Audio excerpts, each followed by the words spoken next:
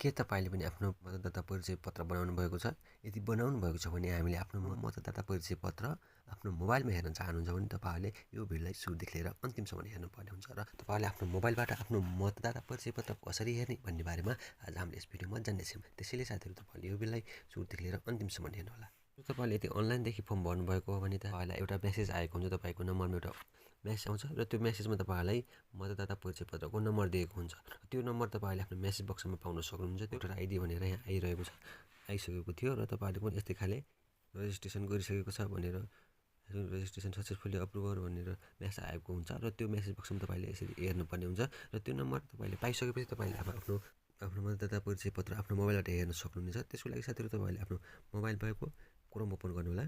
Chrome open गरेपछि साथीहरू तपाईँले यहाँ सर्च गर्नुपर्ने हुन्छ इलेक्ट्रिसिटी नेपाल भनेर तपाईँले यसरी मैले यहाँ जे हानेको छु त्यही सर्च गरेर इलेक्ट्रिसिटी तपाईँले यहाँ देख्न सक्नुहुन्छ। यसलाई तपाईँले क्लिक गर्नु होला।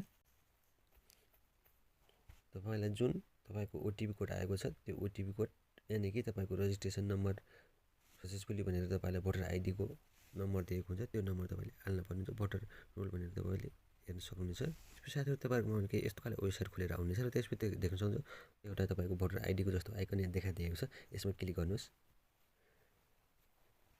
त्यसपछि साथीहरू तपाईँको मोबाइल केही यस्तो खाले इन्टरफेस खुलेर आउनेछ र साथीहरू तपाईँले यहाँ देख्न सक्नुहुन्छ तपाईँले यहाँ आफ्नो इन्फर्मेसनहरू तपाईँले हाल्नुपर्ने हुन्छ। तपाईँको प्रदेश छान्नु होला, जिल्ला, गाउँपालिका, वडा नम्बर, मतदाता केन्द्र तपाईँले यहाँ सब छान्न पर्ने हुन्छ। तपाईँले आफ्नो यहाँ सब डिटेल छानेर सबमिट गर्नु होला। मैले आफ्नो छानेछु र आफ्नो सबै छानिसकेर तपाईँले सबमिट गर्नु होला। सबमिट गरेपछि साथीहरू तपाईँहरूको यहाँ नामावली हेरेर आउनेछ, तपाईँले यहाँ देख्न सक्नुहुन्छ।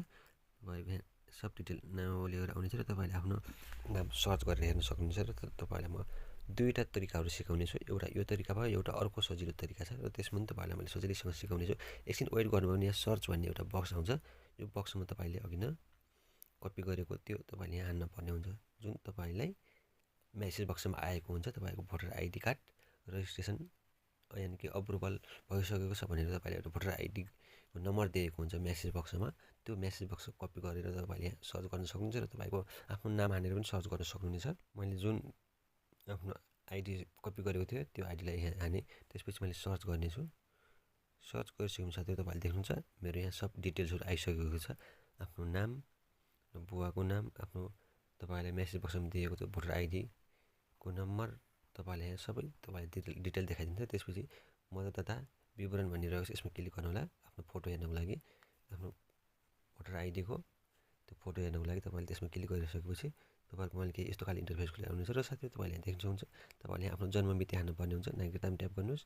त्यसपछि तपाईँले यहाँ आफ्नो नागरिकता नम्बर र जन्ममिति हाल्नुभयो भने तपाईँहरूको सब देखाइदिनेछ। मैले यहाँ आफ्नो नागरिकता र जन्ममिति तपाईँले यहाँ हान्नुपर्ने हुन्छ, जुन तपाईँको डकुमेन्टमा छ त्यो तपाईँले यहाँ हान्नु होला।